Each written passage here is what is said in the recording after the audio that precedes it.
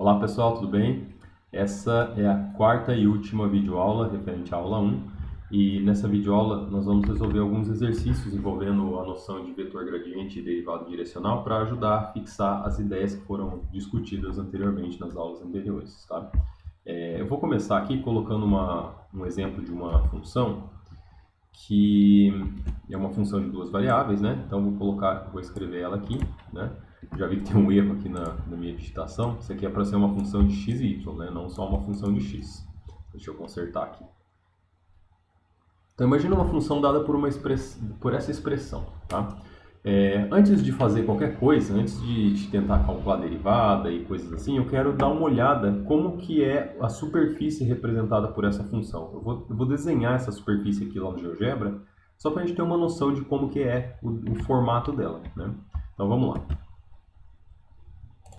Então, primeiramente, note que eu escrevi aqui, né, com exceção desses vários outros comandos que são para fazer outras coisas, né, a função que está escrita aqui é a função que eu acabei de escrever ali no slide para vocês, né? Então, vou clicar aqui para mostrar a superfície gerada por essa expressão algébrica, né? Então, veja que é uma superfície bem irregular, né, com um formato meio esquisitão assim, mas, enfim, essa é a superfície que nós estamos estudando. O que eu quero fazer agora? Eu quero estudar a derivada dessa função, ou seja, a derivada dessa superfície ao longo de caminhos, possíveis caminhos que podem ser tomados ao longo dessa superfície. E aí nós podemos escolher caminhos que estão na direção do eixo x, direção do eixo y e qualquer outra direção arbitrária, né? Essa é a noção de derivada direcional. Mas antes de qualquer coisa, o que nós precisamos fazer para calcular a derivada de uma função, e isso não só para função de duas variáveis, né, mas para qualquer tipo de função, nós precisamos especificar em qual ponto que eu estou interessado em saber a derivada.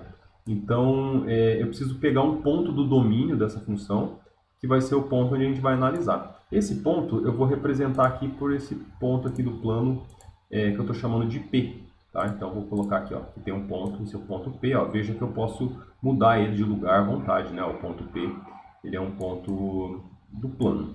Ele está restrito ao plano x e y, tá? Então, eu posso mudar as coordenadas, os valores dele e tudo mais, né? Podemos escolher a localização dele. Vamos pensar que o ponto P é esse ponto aqui, né? Imediatamente acima do ponto P, tem esse outro ponto aqui que eu estou usando de referência, que é só para marcar, né, qual que é o ponto sobre a superfície que está exatamente em cima do ponto P. Esse outro ponto é esse representado aqui em amarelinho, tá? Muito bem, então veja que se eu mexer o ponto P, aquele ponto amarelinho, ele muda de lugar também, né? Isso a gente já tinha discutido quando a gente falou da noção de função de duas variáveis. Tá, mas agora o que eu estou interessado em saber é, uma vez escolhido um ponto aqui do domínio, né, qual que é a derivada dessa função exatamente nesse ponto aqui. Ou seja, eu quero saber qual que é a derivada, qual que é a inclinação da reta tangente de uma curva que passa por esse ponto. Só que não existe só uma curva que passa por esse ponto, existe uma infinidade, existem muitas outras, né? Deixa eu colocar uma cor diferente para dar um destaque melhor aqui. Por exemplo, pode ser a linha que passa aqui, ó, paralelo ao eixo do y, né? Ou pode ser a linha que é paralela ao eixo do x. Ou pode ser uma linha intermediária que passa aqui numa direção que não está nem na direção x nem na direção y. Então, em cada direção que a gente tiver interessado em calcular a derivada, o resultado vai dar um resultado diferente, né? E essa noção precisa, né, do que nós chamamos de derivada direcional. Tá, então o que eu vou fazer agora? Eu vou pegar e vou calcular o vetor gradiente desse ponto e vou ver para que lado que aponta o vetor gradiente, né? Porque olha só, uma vez fixado o ponto P, né, as coordenadas do vetor gradiente ela é possível de ser calculada, né? Dá para a gente ver aqui nessa expressão, né, que se eu colocar o ponto P exatamente nessa localização aqui, as coordenadas dele são -1 e -1. Quer dizer, o x vale -1, o y vale -1 também, né? Eu posso modificar esse ponto aqui de acordo com a conveniência, mas vamos pensar nesse daí, de -1 como exemplo, tá? Ou então eu posso modificar aqui, né? Podemos colocar, por exemplo, o ponto entre o x vale -1 e o y vale 2, por exemplo, né? Onde estaria esse ponto? Estaria aqui, ó. A localização dele está exatamente aqui, dá para ver? Né? O ponto que está imediatamente acima do ponto P é o ponto que eu tinha desenhado anteriormente, né? Aquele ponto amarelinho.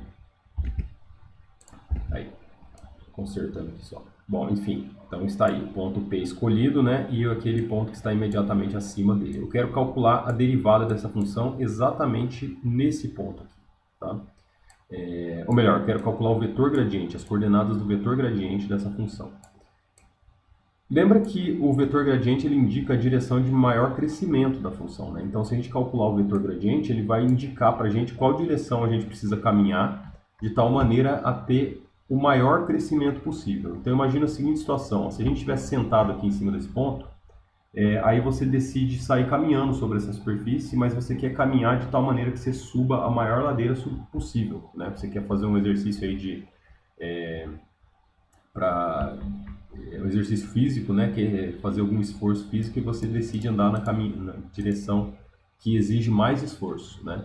Quem que te diz qual é essa direção de mais esforço? É o vetor gradiente. Então, se a gente calcular o vetor gradiente no ponto P, ele vai indicar para a gente a direção que a gente deve escolher, tá? Então, vamos voltar lá pro slide para a gente poder calcular, então, esse vetor gradiente no ponto em consideração. Nesse caso, eu já fixei, né? Eu quero saber as coordenadas do vetor gradiente, não é em qualquer lugar, eu quero saber especificamente nesse ponto aqui, ó, P de coordenadas -1 e 2. O x vale -1, o y vale 2, tá? Ótimo. Então, como é que a gente calcula o vetor gradiente? O vetor gradiente, ele é a derivada parcial da função em relação a x, isso na direção x, mais a derivada parcial da função em relação a y, isso na direção y, tá? Então, vamos calcular as derivadas parciais aqui separadamente, depois a gente substitui na expressão acima. Se a gente calcular a derivada parcial da função f em relação a x, a função é dada por essa expressão. Calcular em relação a x significa que eu estou assumindo que o y aqui se comporta como uma constante. Da mesma forma que tem essa constante aqui, ó, esse número 2, o y tem o mesmo efeito aqui. Ele se comporta como se fosse um número, quando a gente deriva em relação a x. Então, fazendo essa continha, ó, derivada de x ao quadrado é 2x. Com esse 3 que já tem ali, fica 6x. O y é uma constante, só repete, né? Aqui, ó, x ao cubo, quando a gente deriva, fica 3x ao quadrado. O y é só uma constante, que já estava ali, continua, né? E menos 2x, derivando em relação a x, isso aqui dá menos 2. Legal? Tá, agora vamos calcular a derivada em relação à variável y. Então, derivada da função f em relação à variável y. Agora é o contrário, né? Agora x aqui se comporta como uma constante e y é a variável de derivação. Se o x é uma constante, derivada de y é 1. Então, aqui o primeiro termo vai sobrar somente 3x ao quadrado, né? Que é a constante. Mesma coisa o segundo termo. Derivada do y é 1, vai sobrar só x ao cubo. E esse termo aqui, quando derivado em relação a y, isso tudo é uma constante, né? Derivada da constante é 0, então não fica só isso aqui mesmo, tá? Então, essas são as coordenadas do vetor gradiente, mas num ponto x e y arbitrário. Se eu quiser, eu posso substituir agora nessa expressão, né? Ó, no lugar da derivada em relação a x, eu coloco toda essa expressão aqui. E no lugar da derivada em relação a y, eu coloco toda essa expressão aqui. Então, fazendo essa substituição, nós vamos obter a seguinte coisa. Vou só copiar aqui para a gente não esquecer, né? Deixar de menorzinho, agora que a gente já calculou. Deixar aqui no cantinho. Então, vou fazer a substituição aqui na expressão. Então, o que a gente tem? A gente tem o seguinte, que o vetor gradiente da função f vai ser, então, na direção i, vou abrir um parênteses, né? E vou colocar toda aquela expressão ali, ó. 6xy menos, aliás, mais 3x ao quadrado y menos 2. Mas, agora tem a parte que está na direção y. Abre um parênteses grande. E aqui vai aparecer 3x ao quadrado mais x ao cubo. Né? Então, veja que o vetor gradiente ele é um vetor que depende de uma função, depende de x e y. Ele é um campo vetorial, na verdade. Para cada x e y, ou seja, para cada ponto do espaço, ele é um vetor diferente. Né? Se a gente quiser desenhar esse vetor, ele vai estar apontando numa direção, num sentido diferente, dependendo do ponto do espaço que a gente escolher, né? Mas nós já escolhemos em qual lugar nós queremos calcular o vetor gradiente. Nós queremos calcular o vetor gradiente nesse ponto aqui, onde o x vale menos 1 e o y vale 2. Então, fazendo essa substituição aqui, na expressão que nós encontramos, né, nós chegamos na seguinte conclusão, que o vetor gradiente, então, ela vai ficar assim, ó. Trocando x por menos 1 e y por 2, essa conta vai ficar 6 vezes menos 1 vezes 2 mais 3 vezes menos 1 ao quadrado vezes 2 menos 2. Tudo isso aqui na direção do eixo do x. Deixa eu colocar o vetorzinho aqui. Mais, agora na direção do eixo y. 3 vezes x ao quadrado, então menos 1 ao quadrado, mais menos 1 elevado ao cubo. Fazendo essa continha aqui, se a gente fizer tudo direito, a gente deve chegar no seguinte resultado. Que o gradiente da função f vai ser dado pela expressão, deixa eu voltar aqui, vamos ver. Aqui vai ficar menos 12 mais 3, menos 12 mais 6, então isso dá menos 6, com menos 2 dá menos 8. Então, na direção do eixo x, fazendo aquela continha, deve dar menos 8. Né? Agora, vamos olhar a direção do eixo y. Aqui vai ficar 3 positivo, menos 1. 3 menos 1 dá 2. Então, ó, na direção y, nós temos o vetor 2j. Então, esse vetor aqui, né, que agora tem as componentes x e y, né, está apontando numa direção, num sentido, ele diz precisamente para a gente qual é a direção que a gente precisa caminhar de tal maneira a enfrentar o maior crescimento possível da função. Tá? Deixa eu fazer uma ilustração aqui para ajudar a gente a visualizar o que está acontecendo. Né? Então, o ponto P que nós escolhemos, ele tem coordenada menos 1 e 2, conforme foi escrito ali. Né? Onde que estaria o ponto menos 1 e 2? O x vale menos 1, então menos 1 no x é alguma coisa mais ou menos aqui assim, né? Menos 1. E o y vale 2. O y vale 2, então é alguma coisa mais ou menos aqui, né? 2. Então o ponto P, a localização dele é precisamente esse ponto aqui. Ótimo. Né? Aqui eu não estou fazendo em escala perfeita, né? A ideia é a gente visualizar o que está acontecendo, não precisamos ser tão detalhista assim, mas isso aqui já é o suficiente. Né? Então esse é o ponto P. Aí, o que esse resultado aqui está dizendo para a gente, aliás, deixa eu escrever aqui, ó, que o vetor gradiente é aquele ali, né? No ponto P. Se a gente quiser saber em outro ponto, o vetor vai ser diferente. Né? Então, o que está dizendo para a gente é que o vetor gradiente ele tem essas coordenadas. Ó. Ele é menos 8 na direção x e mais 2 na direção y. Como é que eu desenho um vetor que tem menos 8 na direção x e 2 na direção y, a partir do ponto P? Eu vou pegar o ponto P, que está aqui, e vou desenhar um vetor que tem 8 unidades na direção horizontal. 8 unidades na direção horizontal. Porém, note que tem um sinal de menos, né? Quer dizer que ele vai ser 8 unidades, então, apontando na direção negativa do x. Então, vai ser um vetorzinho apontando aqui, ó, na direção negativa do eixo do x, que tem 8 unidades de comprimento. Eu não sei se ele tem exatamente 8 unidades, né? Mas vamos imaginar que eu tivesse dividido certinho aqui, ele tem 8 unidades de comprimento. Agora eu vou desenhar um vetor na direção vertical que tem 2 unidades de comprimento. 2 unidades de comprimento, ó, 2 unidades é esse tamanho que aparece aqui, né? Então tem que ser alguma coisa tipo, mais ou menos desse tamanho aqui. Né? Então qual é o vetor que tem 8 unidades na direção horizontal e 2 unidades na direção vertical? Ou melhor, o que eu quero saber aqui na verdade é como é que a gente calcula a soma vetorial desses dois vetores. Né? A soma vetorial a gente pode fazer usando a regra do paralelogramo. Né? Eu faço uma linha pontilhada aqui, uma linha pontilhada aqui, e o resultado, né, da intersecção dessas duas linhas pontilhadas é o vetor que a gente está buscando. Portanto, o vetor gradiente desse exemplo é o vetor que aponta nessa direção, aqui, na direção fornecida pelo amarelinho. Deixa eu tirar o P daqui só para misturar o desenho. Tá? Então, eu consegui achar a direção e o sentido do vetor gradiente, né? Agora que eu já desenhei, eu não preciso mais esses aqui são resultados auxiliares que a gente vai usando para construir o vetor gradiente, mas já está calculado, né, qual que é a direção. Então, olha só, aqui é o eixo do x, né? Eu não tinha escrito, mas é importante a gente escrever. Então, aqui é o eixo do x, aqui é o eixo do y, né? O ponto P é um ponto que está exatamente aqui, e o vetor gradiente está dizendo o seguinte, ó, caminha nessa direção aqui. Ó. Se a gente caminhar nessa direção aqui, ao longo da superfície, nós vamos enfrentar a direção de maior crescimento. Então agora eu vou voltar lá no GeoGebra e vou ver se esse resultado que a gente encontrou aqui faz algum sentido. Mas antes, vamos só tentar memorizar aqui qual que é a direção do vetor gradiente para a gente ver se está de acordo com o que nós vamos ver lá na simulação. Tá?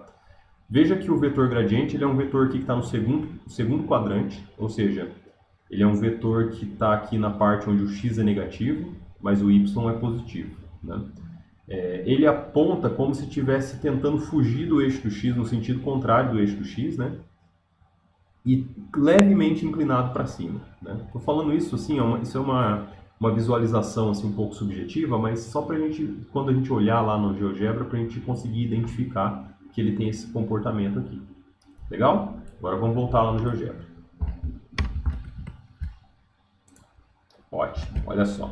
Então temos aqui, ó, não mexi em nada, né? O ponto P está localizado exatamente naquele lugar que a gente tinha desenhado. Ó, dá para ver aqui que as coordenadas dele são -1 e 2, né? Então corresponde ao exemplo que a gente está calculando. E dá para ver ali onde ele está. Bom, eu vou tirar essa superfície daqui por um instante só para ajudar a visualizar o ponto P, tá? Vou colocar uma outra corzinha aqui para ele ter um destaque melhor. Tá. Então veja, quando a gente desenha o eixo do x e o y na forma usual, esse ponto aqui também não quero ele nesse momento. Tá? Então quando a gente desenha o eixo x e y da forma usual, né, a gente vê o ponto P localizado ali bem no lugar onde a gente achou que estava. E agora eu vou desenhar o vetor gradiente. Eu já deixei calculado, eu já deixei, aliás, indicado, né, para o GeoGebra calcular o vetor gradiente para a gente mostrar. E aí quando eu mando ele mostrar o vetor gradiente, ele aparece aqui, apareceu o vetor gradiente. Veja que o vetor gradiente, ele é bem grande, né? De acordo com o desenho aqui, ó, dá para ver que ele é bem grandão, mas é porque ali no desenho que eu tinha feito no slide, ele não estava em escala, mas quando a gente faz o desenho em escala perfeitinho, ó, ele é um vetor bem grandão, né? E está de acordo, ó, ele está na direção que é quase paralela ao eixo do x, né, apontando no sentido contrário e levemente inclinado para cima. Então, esse resultado aqui faz todo sentido. Né? Isso quer dizer que quando a gente estiver em cima da superfície, né, esse aqui representa um ponto que está lá em cima da superfície. Se a gente caminhar na direção seguindo ao longo dessa linha indicada pelo vetor gradiente, a gente vai experienciar a direção de maior crescimento da função. Joia? Agora vamos ver se isso faz sentido mesmo, né? Vou pegar, vou colocar a superfície novamente. Então a superfície está aí, né? Representada. Deixa eu só diminuir o zoom aqui para melhorar um pouquinho. Não sei se fica mais apertadinho, né? Mas olha só.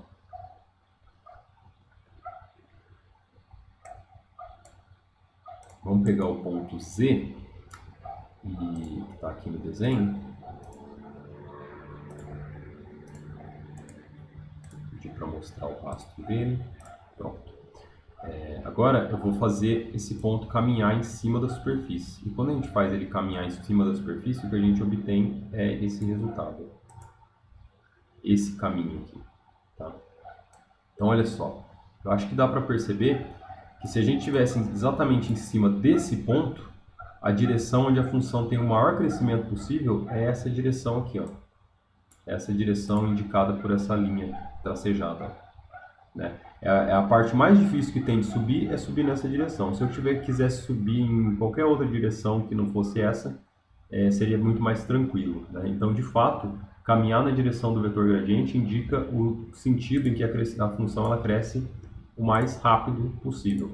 Deixa eu diminuir aqui, aumentar o intervalo do passo, só para ver se a gente consegue ter um pouco mais de precisão ali daquele desenho. Aí. Então essa é a linha de maior crescimento. Aqui ele faz esse sobe e desce porque na verdade a função, né, se a gente continuar diminuindo o zoom aqui, ela sobe e depois desce novamente, né? Mas é que ela aparece cortada aqui no GeoGebra porque é a maneira como ele desenha, né? Ele desenha no intervalo e depois corta os pedaços que ficaram de fora, né? Só para caber no gráfico ali. Eu posso tentar limitar aqui, ó. Vamos fazer uma limitação. Vamos colocar o x de -3 até 3, o y de -4 até 4 e o z de 0 a 10, por exemplo, né? Aí, ó, aqui traz uma visualização um pouco melhor. 0 a 20. Não, 120 não, 20.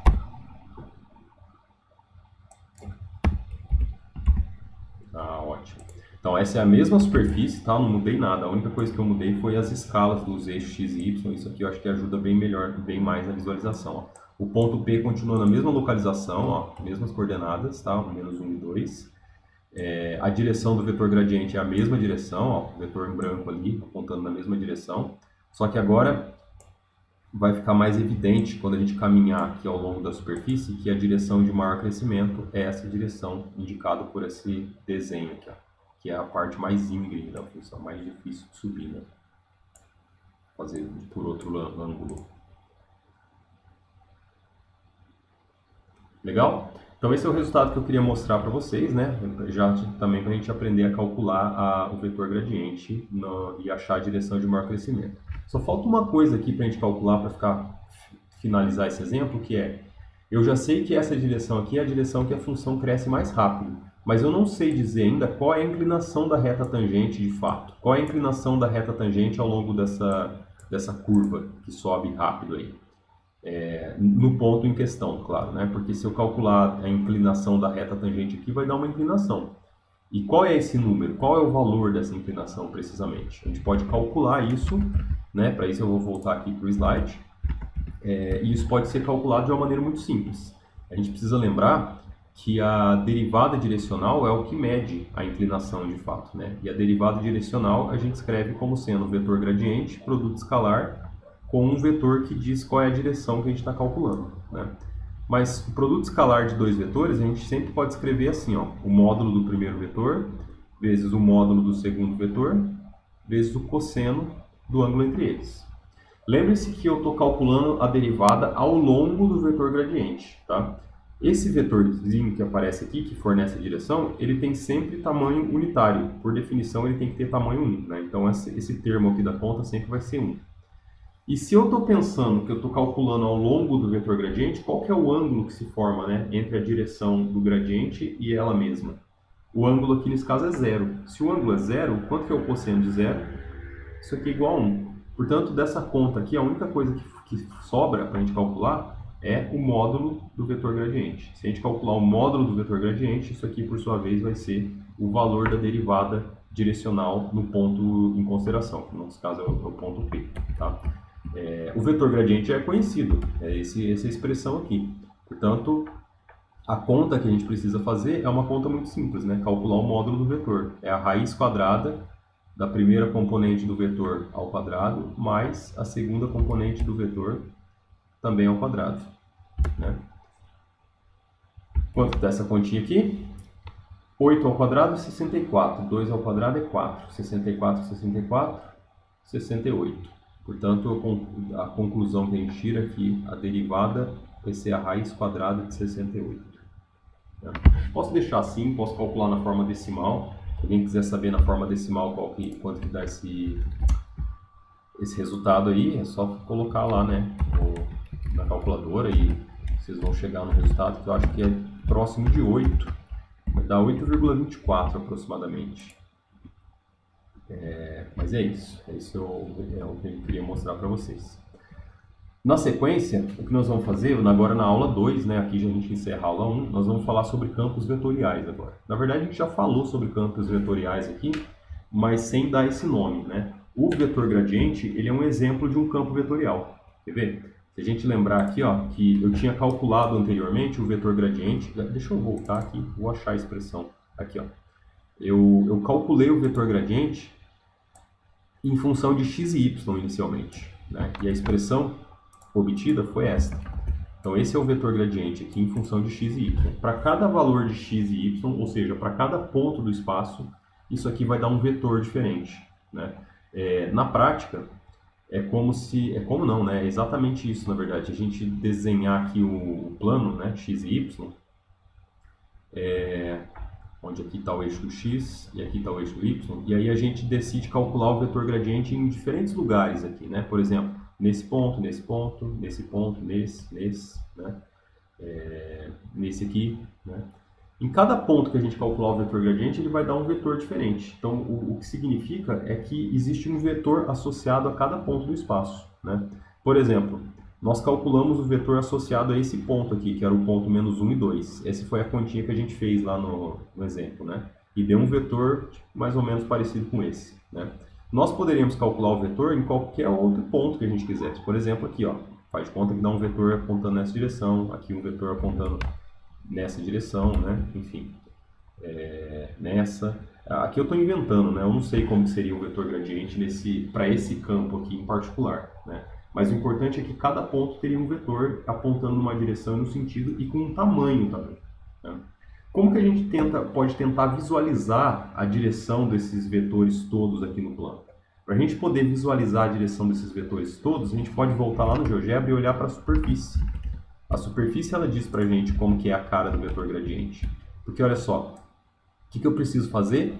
Eu preciso saber a direção em que a função cresce mais rápido, né? Então, por exemplo, se eu tivesse sentado aqui, ó, exatamente nesse ponto aqui, ó, onde está o mouse, provavelmente a direção de maior crescimento é se eu andasse nessa direção aqui, né? Aqui quase não cresce, né? Se a gente tivesse sentado nesse ponto e caminhasse nessa direção, a altura é praticamente a mesma. Então, o crescimento é muito pouco ou quase nenhum, né?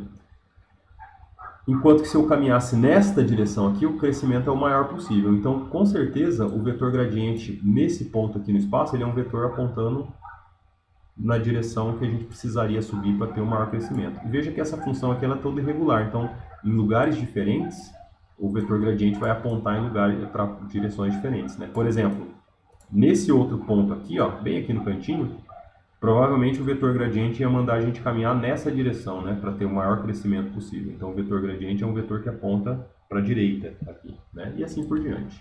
Então, essa é a noção de campo vetorial. O próprio vetor gradiente ele é um campo vetorial, quer dizer, para cada ponto do espaço associa-se agora um vetor e não um número somente. Quando a gente associa para cada ponto do espaço um número, nós chamamos isso de um campo escalar, que é o tipo de função que nós estamos discutindo, né, nessa primeira aula. Na segunda aula, nós vamos estudar agora os campos vetoriais, que são campos que associam para cada ponto do espaço um vetor. E a gente vai ver como é que isso funciona e quais propriedades que isso tem. Por enquanto é isso. Vejo vocês na próxima aula, então. Até mais.